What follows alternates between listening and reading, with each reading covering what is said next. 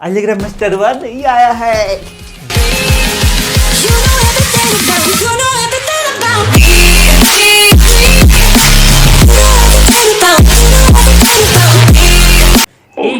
ये क्या कर रहा है?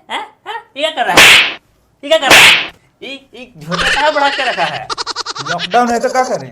ओह, अरे लॉकडाउन है। हेलो दोस्तों और भैया भाभीयों और चाचा चाचियों और हमारे दोस्त के दोस्ताइनों और मोहल्ला के सभी वासियों और हमारे देशवासियों, तो आज हम लोग पढ़ने वाले एक बहुत बहुत इंपॉर्टेंट टॉपिक को। और ये टॉपिक तुम देख सकते हो बहुत इंपॉर्टेंट है और बहुत अच्छे मार्क्स आ सकते हैं यदि ये तुम्हें टॉपिक आता है। तुम्हारा टॉपिक क्या है? वायुमंडल की संरचना और उसकी परतें। तो चलो हम लोग पढ़ते हैं वायुमंडल की परतों के बारे में। तो पहले ये बताओ कि वायुमंडल क्या होता है? वायुमंडल क्या होता है? तो वायुमंडल क्या होता है?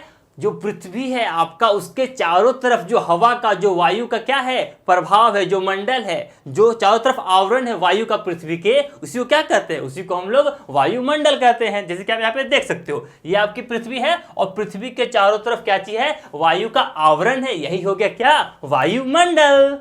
ये देखिए, आपके वायुमंडल को 5 भागों में विभाजित किया गया है, जिसका नाम क्या है? जिसका नाम है आपका क्षोभ मंडल, समताप मंडल, मध्य मंडल, आयन मंडल और ब्रह्मंडल। तो यहाँ पर इसको हम लोग अंग्रेजी में कहते हैं। पहला क्या हो गया? ट्रोपोस्फेयर। दूसरा क्या हो गया? स्ट्रेटोस्फेयर। तीसरा हो गया मीजोस्फेयर और चौथा हो गया आयनोस्फेयर और पांचवा क्या हो गया? एक्सोस्फेयर। जी हाँ, बिल्कुल। तो क्या आप इसको चित्र में दिखा सकते हैं? जी सर, हाँ, जरूर पहला दिखा क्या सकते है? हैं। पहला आपका है ट्रोपोस्फेयर यानी कि क्षोभ मंडल। उसके बाद है आपका स्ट्रेटोस्फेयर। स्ट्रेटोस्फेयर यानी कि आपका हो गया समताप मंडल। उसके बाद है आपका मीसोस्फेयर। मीसोस्फेयर यानी कि आपका हो गया मध्य मंडल। उसके बाद आयनोस्फेयर। आयनोस्फेयर यानी कि आपका आयन मंडल और उसके बाद ब्रह्मंडल, बोले तो एक्सोस्फेयर। तो सर, क्या आप बता सकते हैं कि हमारा जो अर्थ है उसके चारों जो वायुमंडल है उसका पहला लेयर का नाम क्या जी, है? क्षोभ मंडल है यानी कि। तो दूसरा बताइए। दूसरा आपका समताप तो मंडल है। तीसरा क्या है? मध्य मंडल है। तीसरा क्या है? तीसरा मध्य तो मंडल है। 5 में तीसरा मध्य मंडल, क्योंकि जी। ये मध्य में है। क्या है जी सर? हाँ, मध्य में मंडल है, है। इसलिए इसका नाम क्या हो गया? मध्य मंडल हो गया। जी हाँ। चलिए, चौथा क्या हो गया सर? आयन मंडल। तो पांचवा क्या है? ब्रह्मंडल। तो पांचों क्या है? पहला troposphere, stratosphere, mesosphere, exosphere, ionosphere. गलती हो गया,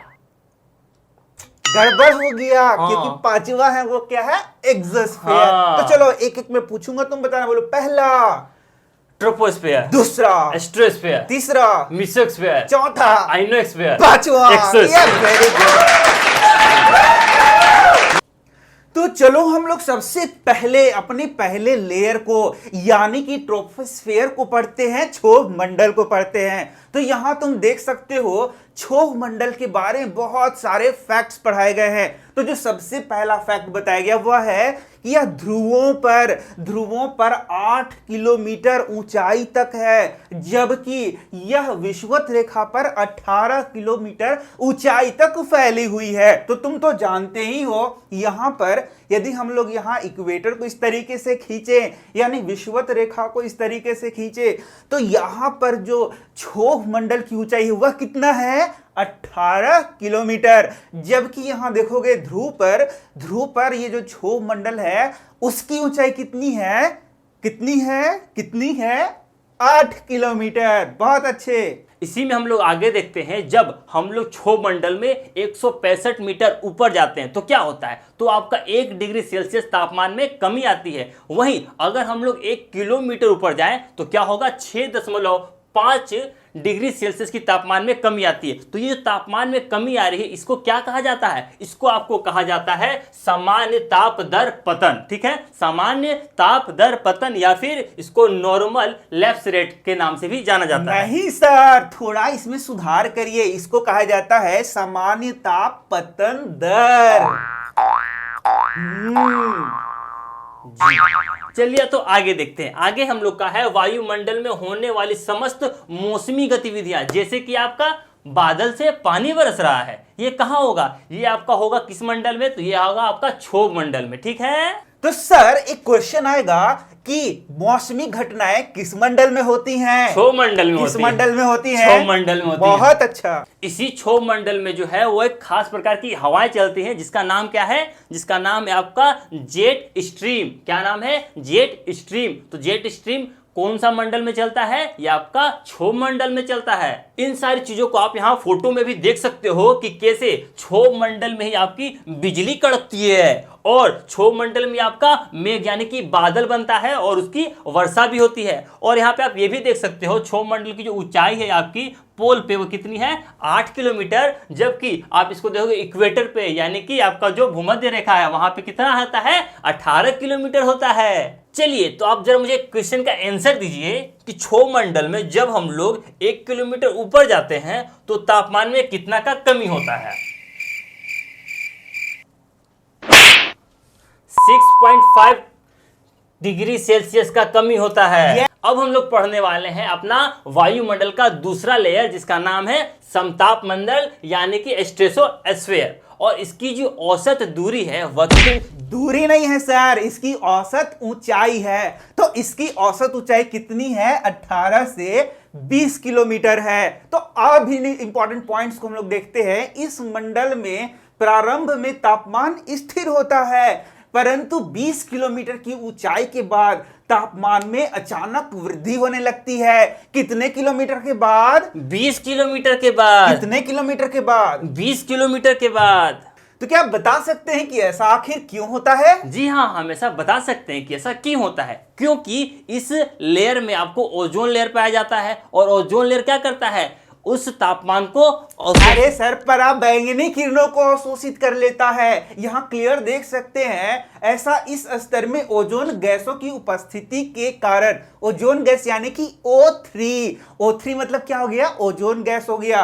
और वह क्या करता है? पराबैंगनी किरणों को क्या कर लेता है? अवशोषित कर लेता है। इसी कारण से यहां देख सकते हो कि 20 किलोमीटर की ऊंचाई की बाद तापमान में अचानक वृद्धि हो जाती है। और आपको बता दे, यह जो मंडल है यहाँ पे मौसमी घटनाएं नहीं होती हैं। इसीलिए जो हवाई जहाज है, जो दूर तक की यात्राएं की जाती है वायुमंडल में, वो कहां किया जाता है? वो आपका समताप मंडल में किया जाता है, क्योंकि यहाँ बादल नहीं है, यहाँ जेट हवाएं नहीं है। तो मौसमी घटनाएं कहां होती हैं सर? क्षोभ मंडल में होती हैं। तो जेट जो स्ट्रीम्स होते हैं कहां चलते हैं? क्षोभ मंडल में चलती हैं। तो जो वायुयान उड़ता है वो कहां उड़ता है? समताप मंडल में उड़ता है। चलिए अब हम लोग देखते हैं अपना वायुमंडल का तीसरा परत, जिसका नाम है आपका मध्य मंडल यानी कि मेसोस्फीयर। तो बताइए इसकी जो औसत लंबाई है वह कितनी होती है? अरे सर, ऊंचाई है। बार बार लंबाई क्यों बोलते हैं? इसकी औसत ऊंचाई है 50 से 80 किलोमीटर। और यहां देख सकते हो इसमें तापमान में अचानक गिरावट आ जाती है। साथ ही यहां मध्य मंडल सीमा पर तापमान गिरकर 100 डिग्री सेल्सियस यानी कि माइनस में, एकदम पूरा माइनस में चला जाता है। और ये क्या है? जितना भी आपका लेयर है उसमें सबसे न्यूनतम तापमान किसका है भाई? तो आपका मध्य मंडल में। तो सबसे न्यूनतम तापमान किसका होता है? किस मंडल का होता है? मध्य मंडल में होता है। इस मंडल का होता है। मध्य मंडल में होता है। अब जो हम लोग का नेक्स्ट मंडल है वह है आयन मंडल। आयन मंडल यानी कि आयनोस्फीयर, यह हम लोग का चौथा मंडल है। इसके बारे में हम लोग देखते हैं। तो इसकी जो दूरी होती है, ऊंचाई होती है जी, जिसकी जो ऊंचाई होती है वह कितनी होती है? 80 से लेके 640 किलोमीटर की इसकी ऊंचाई होती है। और इसमें खास बात क्या होता है? तो इसमें रेडियो तरंगे पाई जाती हैं। तो आपके एग्जाम में क्वेश्चन क्या पूछेगा? पूछेगा आपके एग्जाम में क्वेश्चन कि रेडियो तरंगे किस मंडल में पाई जाती हैं? तो आप क्या जवाब दोगे? आयन मंडल। सर एक और पॉइंट था, ये आपने छोड़ दिया। तो यहां देख सकते हैं इसमें विद्युत आवेशित कणों की अधिकता होती है। यदि आपके एग्जाम में पूछेगा कि विद्युत आवेशित कणों की अधिकता कहां होती है, किस मंडल में होती है, तो आपको आंसर देना है आयन मंडल में होती है। अब हम लोग देखेंगे वायुमंडल का अपना अगला परत, जिसका नाम है आपका वायुमंडल। और ये वायुमंडल मतलब एक्सोस्फीयर। अब इसकी जो ऊंचाई होती है वह कितनी होती है? यह होती है आपके 640 से लेकर के 1000 तक। कितना तक? 1000 तक। और उसके बाद ये क्या होता है? धीरे धीरे क्या होता है? यह अंतरिक्ष में विलीन हो जाता है। अरे कटुआ, अरे गोबरा यहाँ छेड़ दे रे गैया। अभी बोल हेलो, का करत बड़े? आओ